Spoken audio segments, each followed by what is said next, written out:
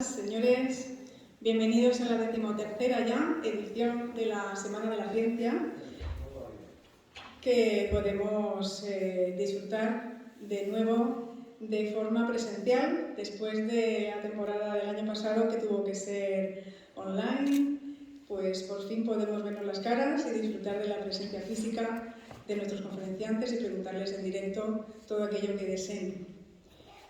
Como ya saben muchos de ustedes que nos acompañan año tras año, la Semana de la Ciencia pues, es una actividad que organiza la Asociación Cultural Las Creatio, este año también en conjunto con la Universidad Miguel Hernández de Elche y siempre en colaboración con el CEFIRE de Orihuela y el Instituto Municipal de Cultura Joaquín Chapaprieta del Ayuntamiento de Torrevieja. En este año, además, está patrocinada por la Universidad Miguel Hernández y la Generalitat Valenciana. La Semana de la Ciencia la realizamos para aumentar la cultura científica de la población de todas las edades, disfrutando con la ciencia. Dicho más formalmente, pues se realiza con los objetivos de contribuir a la difusión de la investigación científica puntera que se realiza en España, renovar el conocimiento sobre ciencia y tecnología de la población y aumentar la vocación científica del alumnado. Esta edición de la Semana de la Ciencia tenemos 4 tipos de actividades preparadas.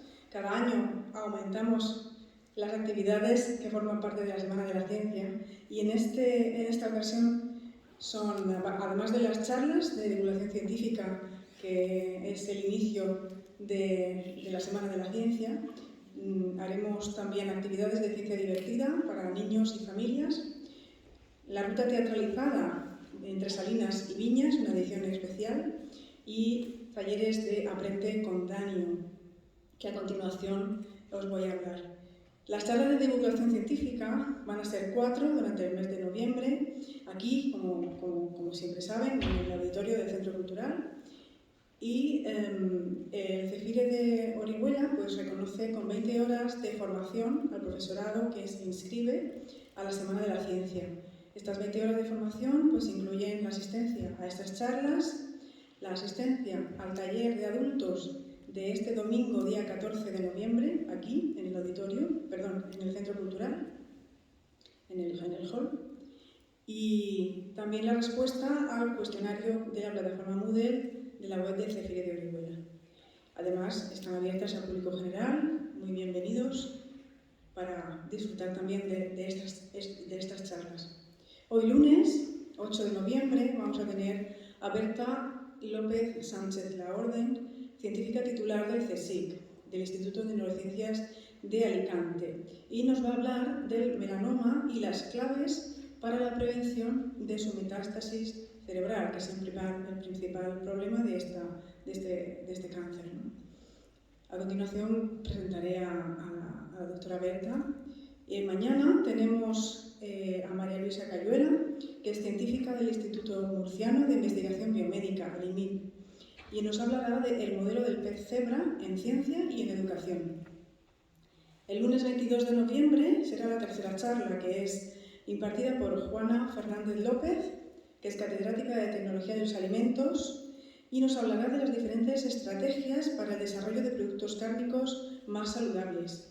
Y la última charla será el martes 23, impartida por Santiago García Martínez, profesor titular de Genética, también de la Universidad Miguel Hernández, que nos va a hablar de la mejora genética de variedades tradicionales de tomate. El segundo tipo de actividad es, como decía, actividades de ciencia divertida. Estos son ya un clásico de la Semana de la Ciencia y son impartidos por personal del MUDIC, del Museo Interactivo de Ciencias de la Vega Baja, que se va a realizar este próximo domingo 14 aquí en el auditorio del Centro Cultural desde las 11 de la mañana, desde las 11 hasta la 1 del mediodía. Van a ser 3 talleres para jóvenes desde 7-8 años, para que los realicen de forma individual o en familia con los padres. Los talleres son 3, que son taller de realidad aumentada y realidad virtual, taller Logos de reacciones químicas y taller de máquinas simples. Animamos a que inscriban a los a los niños para que vengan a hacer los talleres, porque ya se están completando, pero todavía quedan huecos y bueno, queremos que se completen al 100%. Cuanto antes los escriban, antes podrán asegurarse la plaza, porque son solo 20 alumnos por cada grupo. Cada niño o cada familia va a disponer de un kit individual para hacer los experimentos. Y bueno, la forma de inscripción es a través del código QR que pueden ver en el cartel de la Semana de la Ciencia. Y ahí pueden acceder al formulario de inscripción para hacer estos talleres. Además, se va a realizar un taller de adultos, que lo debe hacer el profesorado inscrito a la Semana de la Ciencia. Este taller es necesario para el reconocimiento de las 20 horas de formación y será el domingo 14 a las 11 de la mañana. El taller lo realiza el profesorado de la Universidad Miguel Hernández del área de Tecnología de los Alimentos y trata sobre la palmera, la gran desconocida, en los aspectos de ciencia, cultura y gastronomía. En este taller, entre otras cosas, pues se van a dar a conocer productos nuevos, saludables, obtenidos con dátiles ilicitanos. La tercera de las actividades es la ruta teatralizada entre Salinas y Viñas, una edición especial coordinada por Ana Meléndez, de nuestra asociación, y está dirigida para personal de la Universidad Miguel Hernández, aunque si pocos días antes vemos que van a quedar huecos, que puede ser abierto al público general, informaremos de ello para que se inscriba todo aquel que quiera ir hasta que completemos el aforo permitido, que nos permiten porque va a ser en el Parque Natural de las Lagunas de la Mata y Torrevieja y nos piden un número máximo de personas.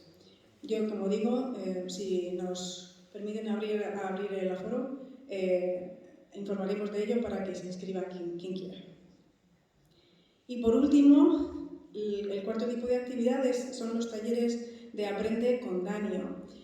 Se van a realizar 2 talleres de la empresa Aprende con Danio, que es dirigida por la veterinaria María Jesús Molina Cimadevila, que realiza talleres formativos para centros educativos, tomando el pez cebra como base porque es muy utilizado en investigación científica. Y estos talleres pues, se van a realizar durante el mes de noviembre para alumnos de tercero de la ESO, en principio en 2 IES, que son el IES Mare Nostrum y Las Lagunas. Pero además hemos hablado con la Concejalía de Educación y el resto de centros que quieran hacerlo, tanto de primaria como de secundaria, pueden hacer estos talleres hablando con la Concejalía de Educación para que puedan hacer todo aquel centro que lo desee también estos talleres gracias a la Concejalía. Y bueno, estos talleres pues son 2 talleres. El primero es Danio en secundaria, en el que los alumnos pues observan directamente las diferentes etapas del desarrollo embrionario del pez cebra, desde el huevo hasta que los pececitos pues, salen nadando. Y el segundo taller se hace a continuación, que se toma el pez cebra como modelo para comprobar los efectos que tiene el alcohol en el cerebro de un adolescente. Y por último, pues solo quiero ya recordar que para el reconocimiento de las 20 horas de formación se requiere la asistencia a las charlas, la asistencia al taller del domingo 14 y la respuesta al cuestionario de la plataforma Moodle del CEFIRE de Orihuela. Los cuestionarios se activarán al concluir cada conferencia, como suele ser habitual, y estarán disponibles hasta el domingo día 5 de diciembre a las 12 de la noche, como último día ya para complementar los cuestionarios. Y también quiero decir, si algún profesor que quiera inscribirse no está inscrito, pues puede añadir sus datos en las hojas de firma, que al final de las hojas pues, se puede apuntar y tener esa inscripción sin problema. Paso ya a presentar a la conferenciante de hoy, Berta López Sánchez Laorden. Ella es científico titular del CSIC en el Instituto de Neurociencias de Alicante. Se licenció en Biología en 2003 y al año siguiente en Bioquímica por la Universidad de Murcia. Tras doctorarse en Bioquímica y Biología Molecular por la misma universidad, marchó al Instituto de Investigación del Cáncer en Londres, donde estuvo 4 años de investigadora postdoctoral. Después pasó 2 años más en el Instituto de Investigación del Cáncer del Reino Unido en Manchester.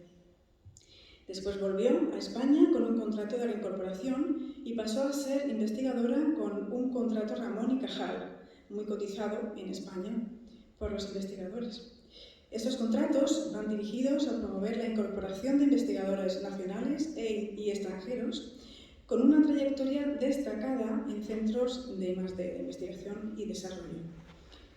La selección se fundamenta en un riguroso proceso de los candidatos en base a sus méritos curriculares y en base a su capacidad para liderar una línea de investigación en función de la experiencia científica y profesional. Y Berta cumple todos estos requisitos, como ustedes van a poder comprobar.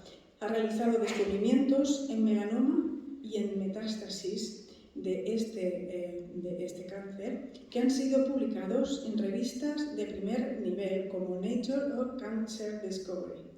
En 2017 pasó a ser científico titular del CSIC y es investigadora principal de la línea de investigación centrada en desarrollo y progresión del cáncer, microambiente tumoral, melanoma y metástasis cerebrales. A continuación paso ya la palabra a la científica Berta López Sánchez Laorden, que nos ofrece la charla Melanoma y metástasis cerebral, claves para su prevención, para quien pido un fuerte aplauso.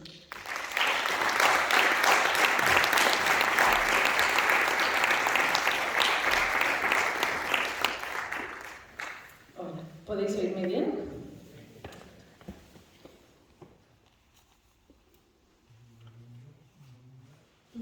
Bueno, quería comenzar agradeciendo a María Luisa y a la asociación por la invitación. Es un placer estar aquí. Y bueno, más o menos también agradecer la introducción. Voy a contaros un poco del trabajo que he estado haciendo durante mi carrera. Como ha comentado en la tesis, se ha centrado casi toda mi carrera en el estudio del melanoma y los melanocitos. Y luego lo que estamos empezando a hacer, o hemos empezado como un grupo independiente en el Instituto de Neurociencias. Bueno, quiero recordaros que el melanoma es un cáncer de piel que se desarrolla desde los melanocitos. Los melanocitos son unas células que están en la piel, en una capa que se llama en la parte basal de la epidermis. Este es un esquema de la piel, y son los encargados de sintetizar melanina. Melanina es el pigmento que nos da coloración. Durante mi tesis en la Universidad de Murcia, mi proyecto se centró en estudiar la biología de un receptor que está implicado en la síntesis de melanina.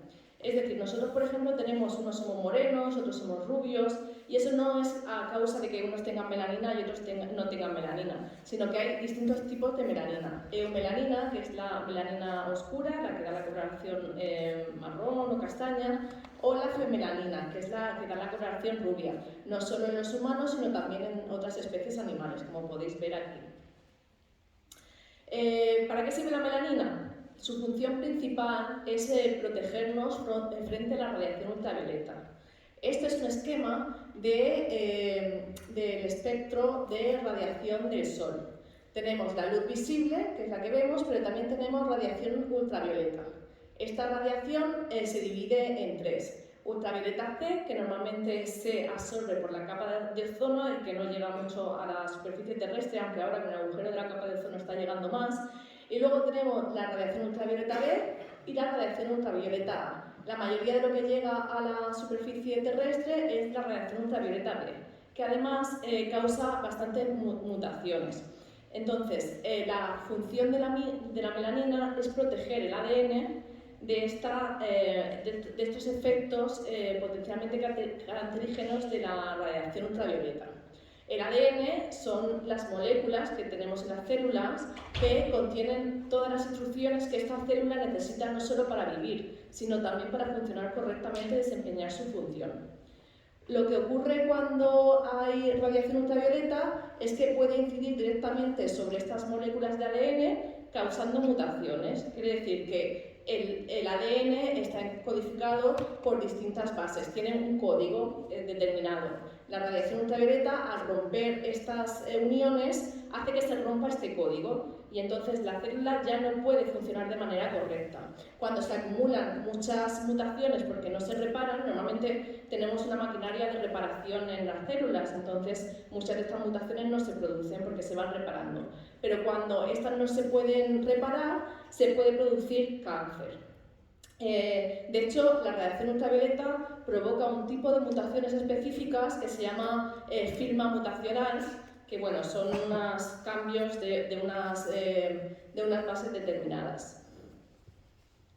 Bueno, tipos de cáncer de piel. Bueno, en la piel tenemos los melanocitos, como he comentado, pero también la mayoría son queratinocitos, que es lo que está en las células que están en la parte más superficial. Normalmente el melanocito sintetiza la melanina y lo distribuye a la parte superior mediante las prolongaciones y esta melanina se coloca alrededor de los núcleos también de los melanocitos. Cuando hay daños en el ADN de los queratinocitos se pueden producir carcinomas preferentemente y estos pueden ser vasocelulares o de células escamosas, siendo el de células escamosas un poco más agresivo que el de los carcinomas vasocelulares. Sin embargo, yo me voy a centrar hoy en melanoma, que es el cáncer que es el más peligroso y el más agresivo.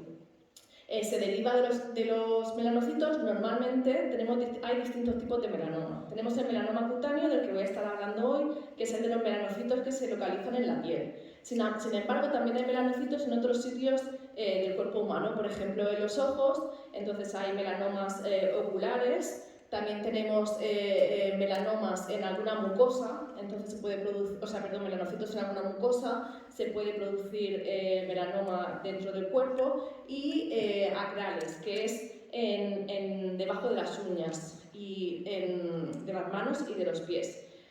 Normalmente el más común es el cutáneo. Sin embargo, por ejemplo, las poblaciones que son más resistentes a melanoma cutáneo, por ejemplo, porque tienen una coloración de piel más oscura, son más prevalentes este tipo de cáncer de piel derivados de melanocitos.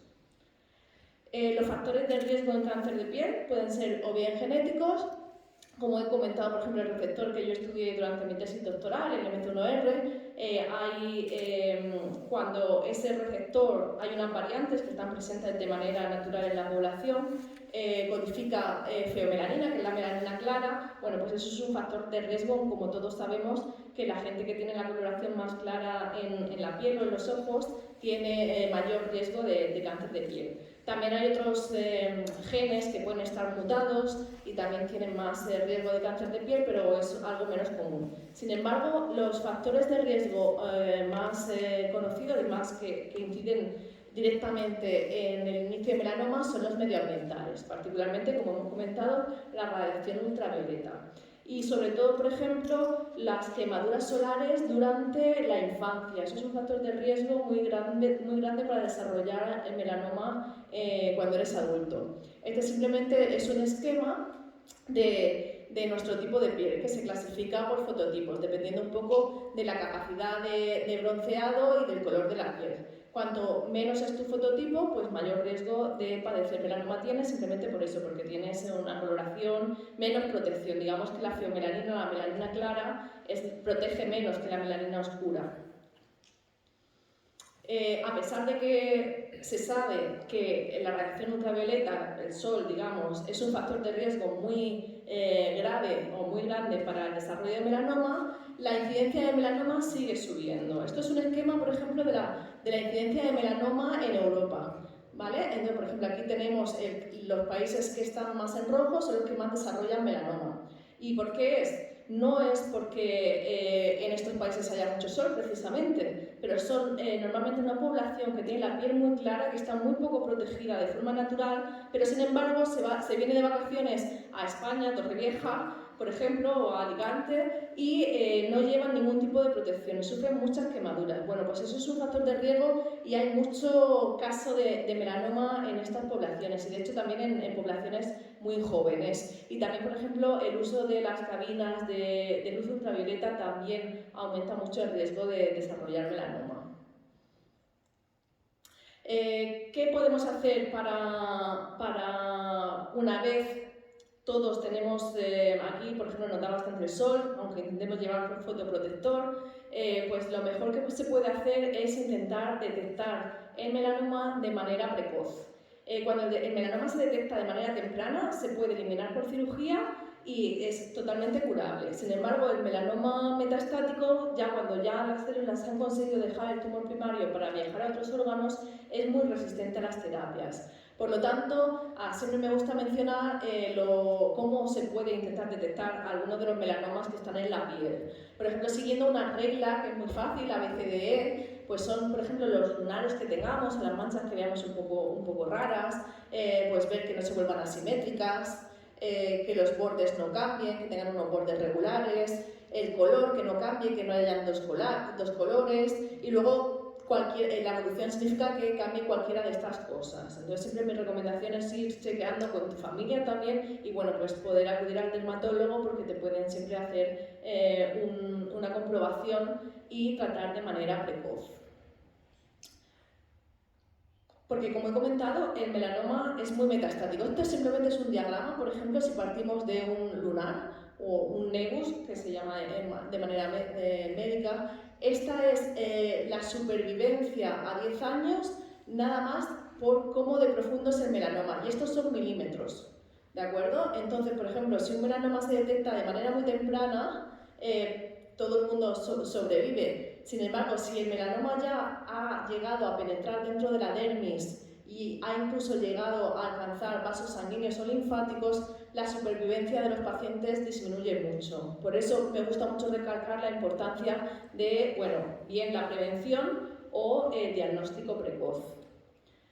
El melanoma, una de sus características por lo que es tan agresivo es porque las células son muy plásticas. ¿A qué me refiero con plásticas? Pues que son unas células de cáncer que son capaces de adaptarse a cualquier situación. Cambian de manera muy fácil, entonces son capaces de viajar mucho y formar metástasis, que es cuando son capaces de dejar el tumor primario y viajar a otros órganos y de hecho crecer en otros órganos que son distintos y para los que tienen que adaptarse y tienen que sobrepasar unas barreras, por ejemplo, que impone el sistema inmune y pueden estar cambiando, viajando, proliferando de manera muy fácil.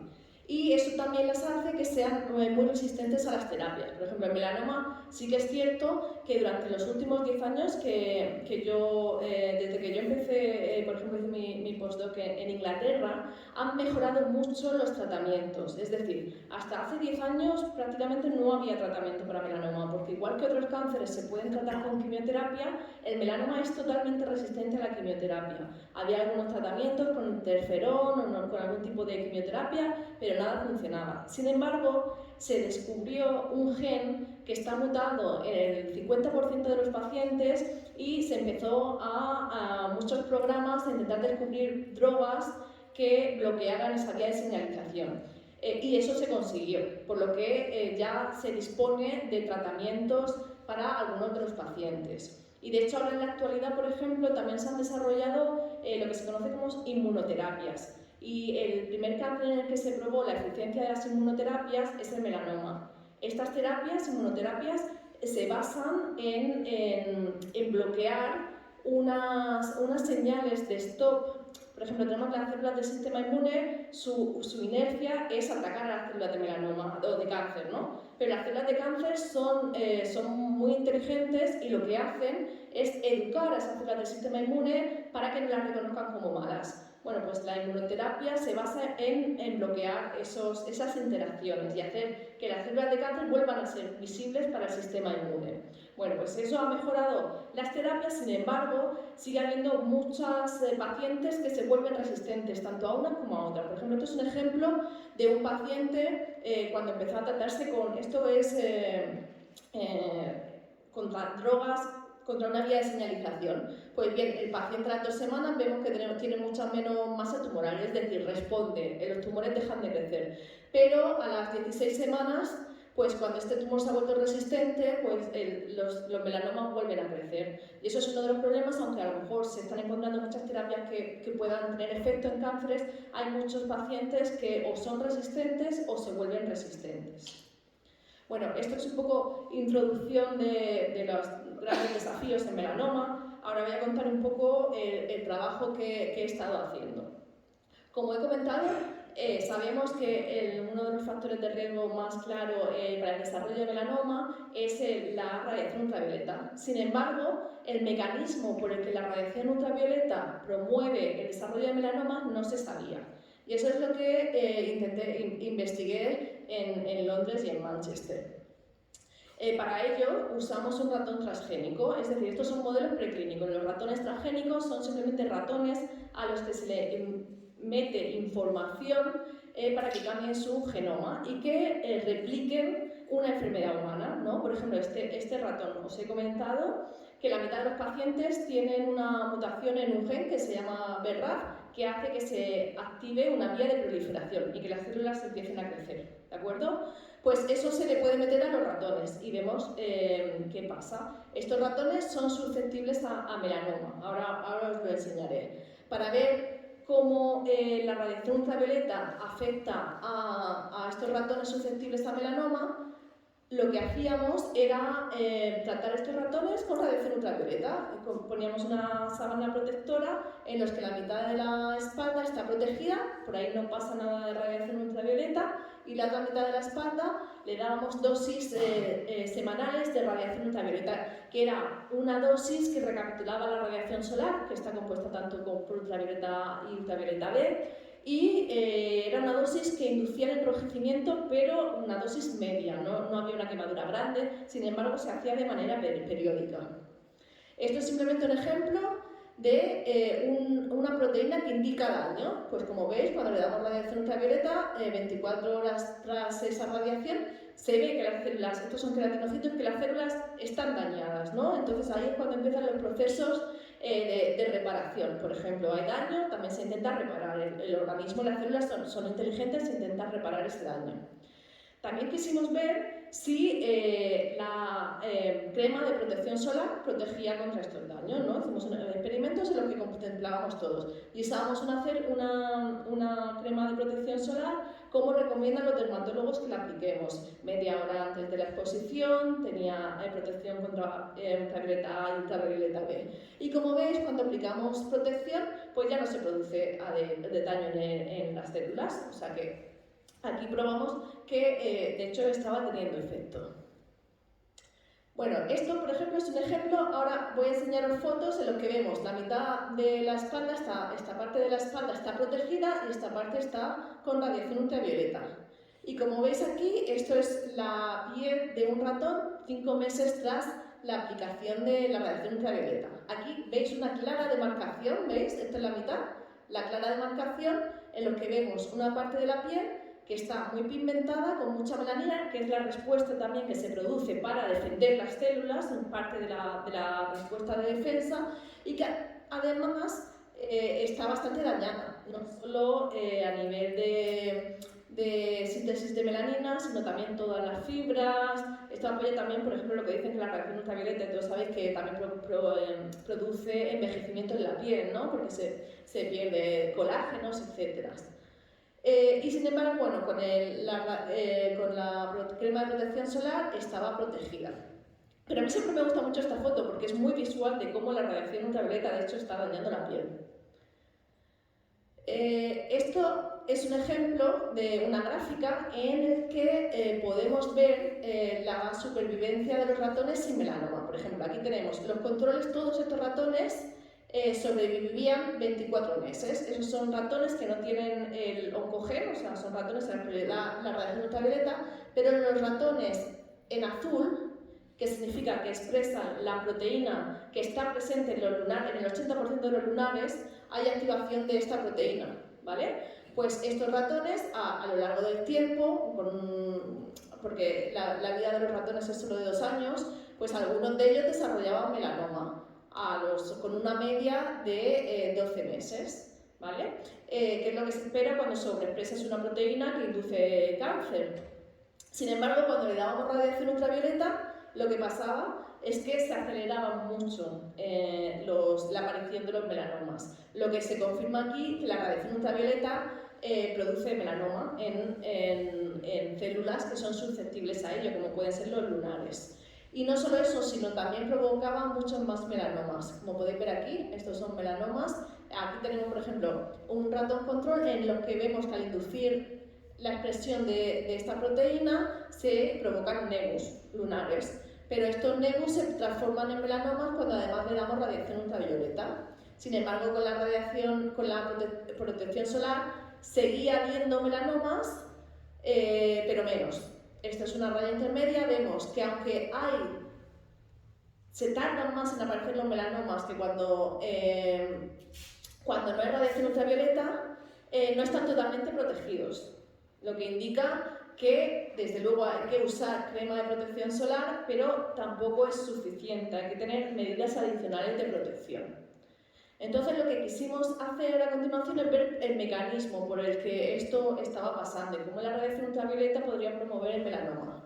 Para ello lo que hicimos fue secuenciar los tumores, es decir, coger los tumores, aislar las células y leer su ADN para ver qué estaba pasando. Tenemos un ADN de referencia, sabemos cada base lo que codifica y, como he comentado antes, la radiación ultravioleta vimos aquí que promovía muchísimas mutaciones. Estas son mutaciones en el ADN que no se producen en control y que tampoco se produce cuando hay crema de protección solar. Es simplemente el pico muchas mutaciones y además estas mutaciones correspondían a la firma mutacional de la radiación ultravioleta que he comentado antes, que es una específica. Entonces, cuando analizamos todos nuestros tumores, vimos que lo que estaba ocurriendo es que en los tumores de ratones que habíamos tratado con radiación ultravioleta había mutaciones en P53. Esto es simplemente una representación, aquí se ve un cambio de una C a una T, esto es como se lee en las secuencias en el laboratorio. Lo que indica P53, como he comentado antes, es un gen que se activa para reparar daño. ¿Vale? Es un guardián del genoma, digamos. Y lo que está haciendo la radiación ultravioleta es incidir directamente en ello y cambiarlo. Entonces P53 ya no puede ejercer su función, ya no puede reparar, ya no puede hacer que las células vuelvan a ser normales y eso acelera la formación de melanoma porque ya las células empiezan a proliferar de manera aberrante. De hecho, para comprobar que esto era directamente causado por P53, usamos otro ratón transgénico en el que inducimos la proteína que promueve la sensibilidad al melanoma junto con P53 mutado y vemos que casi todos los ratones desarrollan melanoma con una frecuencia muy alta. Esto es en el modelo de ratón, pero también comprobamos, porque ahora mismo con el desarrollo de todas las técnicas de secuenciación, pues hay muchísimas, los pacientes afortunadamente también ceden sus tumores y ceden para análisis y para la investigación. Entonces ahora hay muchísimos datos disponibles de la gente que publica que secuencia los tumores y pudimos comprobar que en casos de pacientes, los pacientes que tenían mutaciones en P53 también estaban asociados a esta firma mutacional de la radiación ultravioleta. Lo que indica que, como en nuestros modelos, la radiación ultravioleta incide directamente en P53, que es este guardián del genoma, para promover la formación de tumores. Pues las recomendaciones después de esto, pues como os he comentado, revisar las manchas y los lunares, no exponer al sol sin cremas de protección solar, aunque no parezca que nos vaya a dar mucho, y más aquí que tenemos bastante sol todo el año. Y además, en el caso de que sea ya en la playa, en hora central, usar medidas adicionales, como por ejemplo ropa, gorras, sombrillas, etcétera, etcétera, que yo creo que cada vez tenemos más conciencia de ello y sobre todo para los niños pequeños, porque realmente es un gran factor de riesgo que tengan quemaduras durante la infancia. También eso, usar cremas de protección solar que tengan filtros contra ultravioleta B y ultravioleta A. Y otras recomendaciones, como he comentado, hay melanomas que no son en la piel, también proteger los ojos, no usar cabina de bronceado, que bueno, que no nos hacen falta, pero algo que también está saliendo durante los últimos años es la mayor incidencia de cáncer de melanomas acrales, que son los que se producen en los dedos, debajo de las uñas, por el uso de ultravioleta cuando aplicas esmaltes de estos permanentes, ¿no? Ahora tú vas a un gabinete de belleza, te pones uñas permanentes y tienes que poner, para que se fijen, las manos en una lámpara de radiación ultravioleta. Bueno, pues empieza a demostrarse que esto también puede aumentar el riesgo de desarrollo de melanomas en las uñas. Entonces, bueno, recomendación es llevar un poco de cuidado con esto también y vigilarse mucho si sale alguna mancha o sale alguna cosa. Bueno, pasamos un poco a una de las características del melanoma. Como he comentado, es que es muy metastático, ¿de acuerdo? Entonces, es la metástasis lo que es muy difícil de tratar. Junto con el cáncer de mama y el cáncer de pulmón, son los cánceres que más frecuentemente metastatizan al cerebro.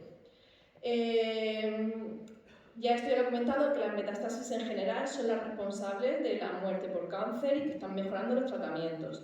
Pero en el caso particular de las metástasis cerebrales, se está viendo que son diferentes a las metástasis en otros órganos. Y esto se debe en parte no solo a, puede ser debido a las células de melanoma en sí, pero no solo a eso, sino al órgano. El cerebro es un órgano muy especializado y es un órgano que es diferente a otros órganos. Es muy difícil estudiar las metástasis cerebrales, por eso también ahora mismo se sabe menos de cómo tratarlas, y muchos de los tratamientos que se han usado en ensayos clínicos para cáncer en general, para metástasis en otros órganos, no se habían probado para metástasis cerebrales. Pues el cerebro tiene unas características particulares, como puede ser, por ejemplo, la existencia de la barrera hematoencefálica, que hace que hay muchos fármacos que no pueden entrar directamente al cerebro, y luego, bueno, pues tenemos la composición celular del cerebro también es diferente a la composición de otros órganos. Bueno, y también además no hay muchas biopsias de pacientes porque normalmente, como he comentado, desgraciadamente, pacientes con metástasis cerebrales clásicamente han tenido una supervivencia muy corta. Realmente en melanoma, por ejemplo, la supervivencia media una vez diagnosticada de una metástasis cerebral ha sido de 6 meses. Que esto, bueno, está empezando a cambiar un poco porque también hay más investigación para entender las metástasis cerebrales. Y además es que no hay buenos modelos preclínicos. Modelos preclínicos, por ejemplo, yo os he enseñado un ratón transgénico al que le sale un melanoma porque inducimos la expresión de un gen en melanocitos. Pues no hay unos modelos transgénicos que desarrollen metástasis cerebrales. Tardan mucho en desarrollarse, entonces la vida del ratón no es suficiente para ver metástasis cerebrales. Bueno, son algunas de las cosas que estamos mirando ahora. Os quería recordar, he hablado un poquito antes, que el cáncer no está compuesto solo por las células tumorales, ¿vale? Sino también por las células que lo rodean. Digamos que tenemos dentro de un tumor, tenemos las células de cáncer y las células accesorias, como pueden ser los fibroblastos o las células del sistema inmune. Como hemos comentado, al principio las células del sistema inmune o las células que están alojadas en otros órganos, cuando una célula de cáncer viaja, por ejemplo, de la piel al pulmón o al cerebro, lo que hacen es luchar contra esa célula porque no la reconocen. Pero sin embargo las células de cáncer es que son muy inteligentes y lo que hacen es educar a las células del nuevo ambiente, del nuevo nicho, y lo que hacen es cambiarlas. Y muchas veces se ha demostrado que estas células del nicho, que en principio su función es luchar contra el cáncer, lo que hacen es apoyarlo y hacer que crezca más o incluso que no responda a las terapias. De hecho, por ejemplo, en otro proyecto que trabajé en Inglaterra, vimos, esto es otro ejemplo, otro modelo preclínico que no se basa en ratones transgénicos, sino que son, bueno, son ratones transgénicos, pero a los que nosotros les inyectamos unas células de melanoma, ¿vale? Que se pueden aislar, se pueden crecer en el laboratorio en cultivos celulares. Vimos cuando esos ratones en sí no pueden expresar una proteína en macrófagos, que son células del sistema inmune, los melanomas dejaban de crecer, ¿de acuerdo? Entonces esto es una prueba de concepto, esto es un crecimiento de un melanoma, digamos que tenemos un tumor que nosotros medimos cómo va creciendo en el ratón a lo largo del tiempo.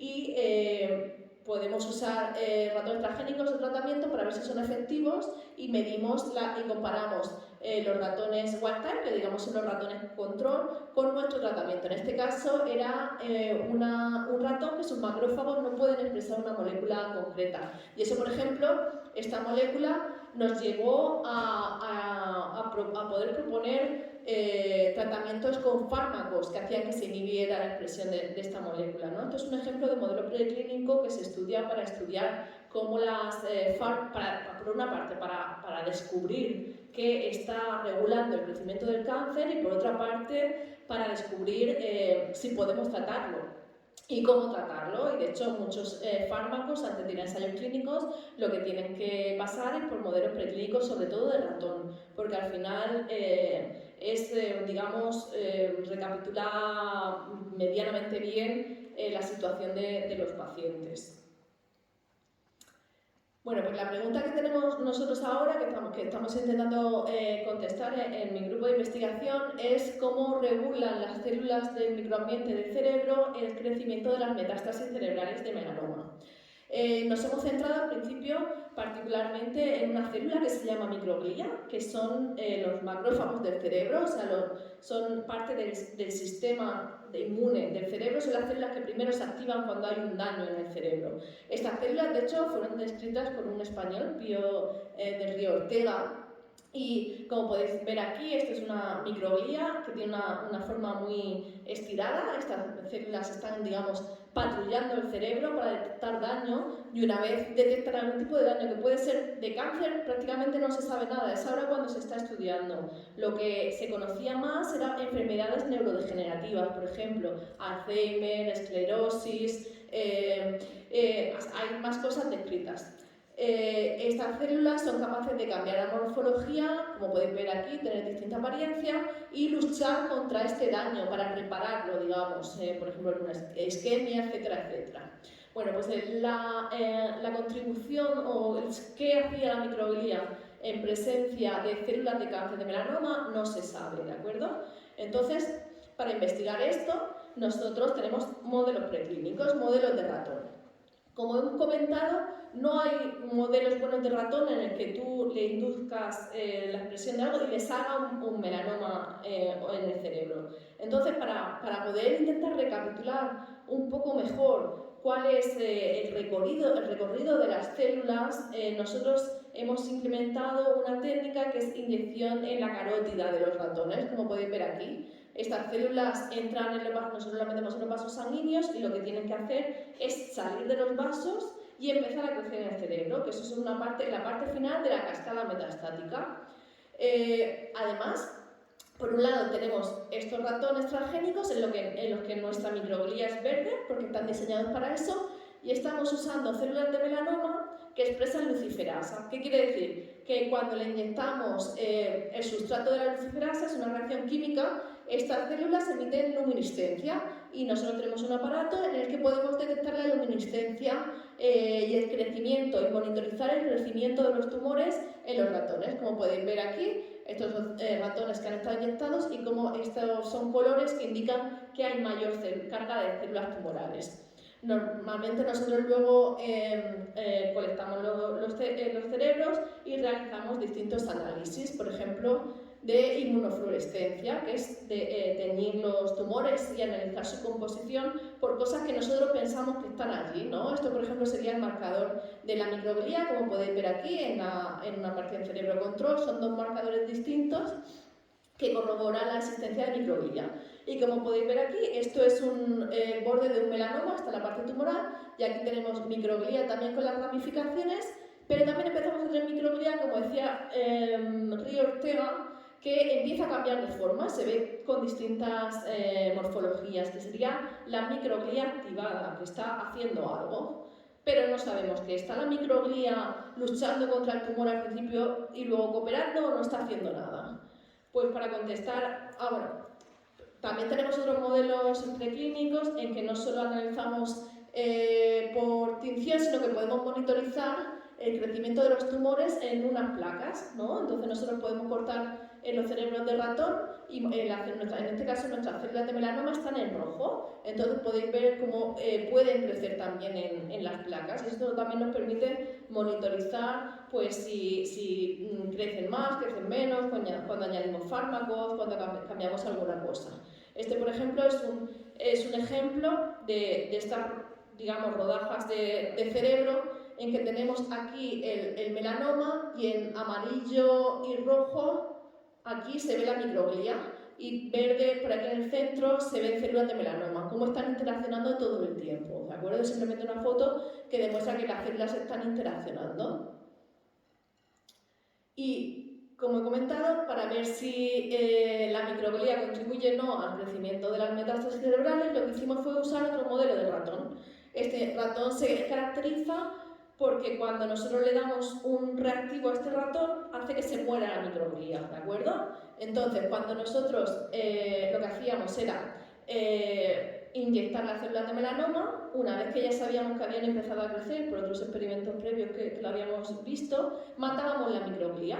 Y lo que vimos, aquí tenemos la microglía en verde, aquí ya esto es un melanoma, eso también es el borde del tumor, vemos que no hay microglía, y lo que pudimos ver es que cuando matamos la microglía hay menos metástasis, es decir, que la microglía, en este caso, está induciendo el crecimiento de los tumores. O sea, que las células de melanoma han hecho algo para cambiar a la microglía y que ya no tenga su función defensora, sino que contribuya, como en otros órganos, como los macrófagos del pulmón, para que contribuya a su crecimiento.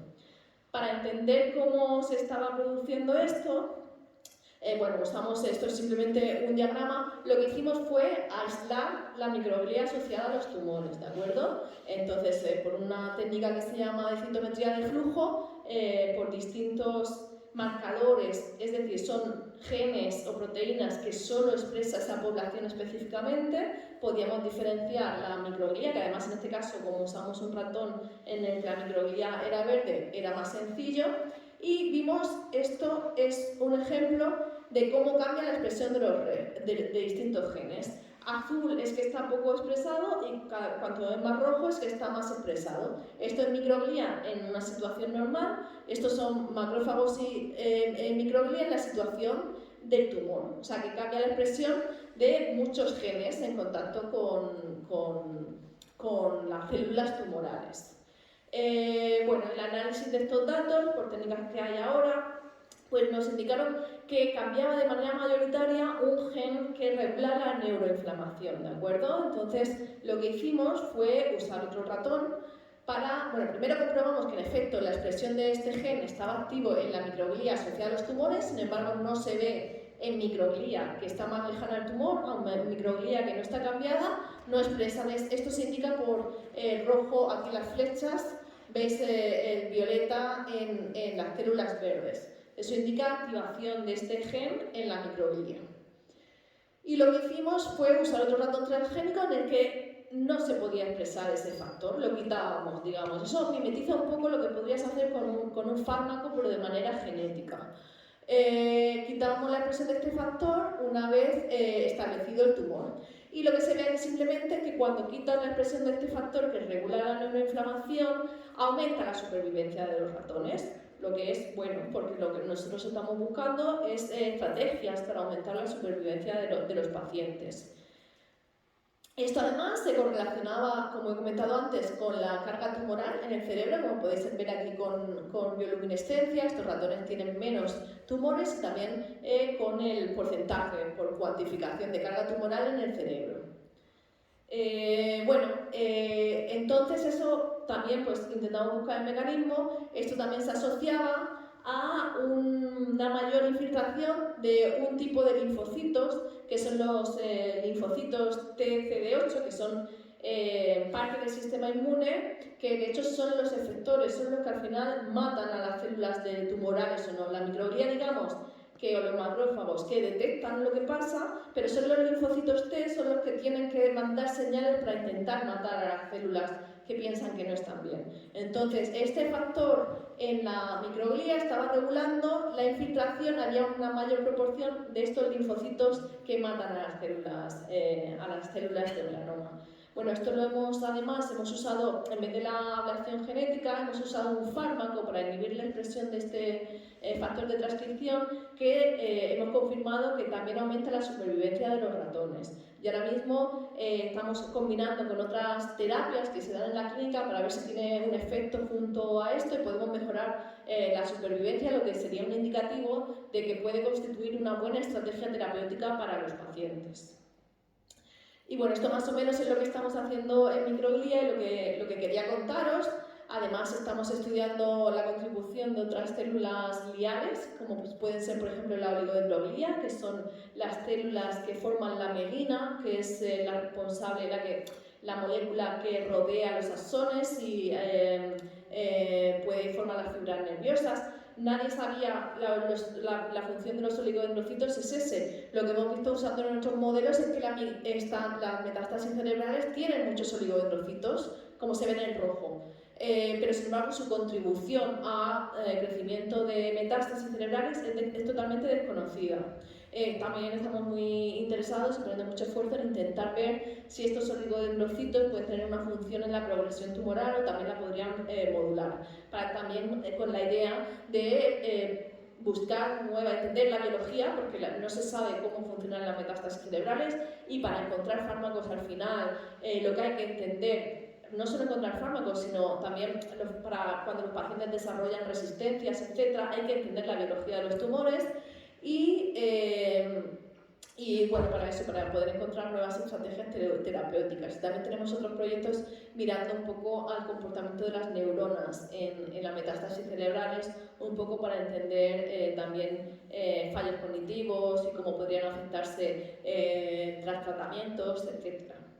Y ya con esto es un resumen, esto es un poco lo que hacemos en el laboratorio. Intentamos entender cómo se regula la plasticidad del melanoma, que es la responsable de que sea tan agresivo. Hoy he comentado pues eso, la expresión de P53 o la pérdida de P53 tras radiación ultravioleta promueve la progresión de melanoma, y en este caso he estado hablando de otras señales del microambiente que también regulan la progresión del melanoma, en este caso la microglia asociada a las metástasis cerebrales.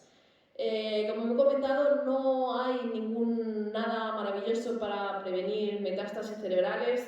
Simplemente tenemos que hacer caso, por ejemplo, en el caso de metástasis cerebral específicamente, las más comunes son de cáncer de pulmón y, bueno, más o menos son cánceres de pulmones además asociados a personas que fuman, o sea que el mensaje está claro, el tabaco promueve el cáncer de pulmón y esto hace que haya muchos pacientes con metástasis cerebrales, y en el caso de melanoma también está claro que hay un factor medioambiental clave que es la radiación ultravioleta. Entonces lo único que podemos hacer es intentar prevenirlo y en su caso intentar estar atentos a las señales y una detección precoz, que es lo mejor para intentar combatir el cáncer, a pesar de que las terapias se están desarrollando, hay muchas más terapias que antes, como veis, muchas pacientes con cáncer de mama, ya se conoce muchísimo los mecanismos que regulan la progresión de muchos cánceres y se están creando fármacos específicos para bloquear estas vías de señalización. Y nada, esto más o menos era lo que quería contaros.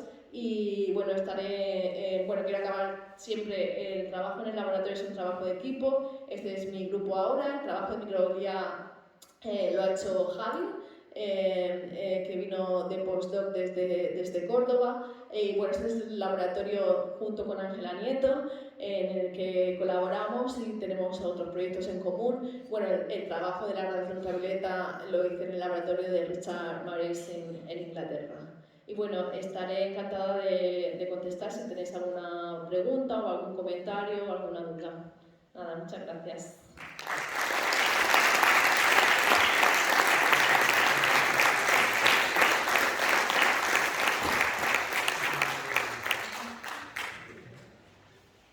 Creo que no hay micrófono, así que si queréis preguntar, levantad la voz, me puedo acercar, lo que sea.